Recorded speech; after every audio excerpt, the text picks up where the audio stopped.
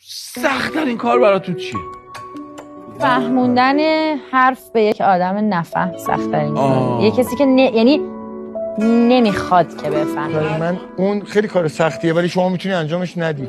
آدمی که نمیخواد بفهم. سخت‌ترین کار دنیا دوست داشتن کسیه که دلش نمیخواد دوستش داشته باشه.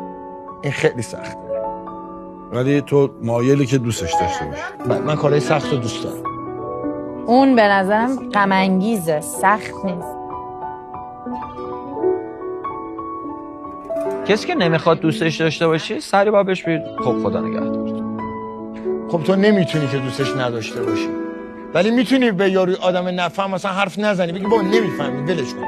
ولی در درونت نمیتونی دوستش نداشته باشی. من ندانستم از اول که تو بی مهر و وفایی، عهد نابستن از آن به که ببندی یا نپایی.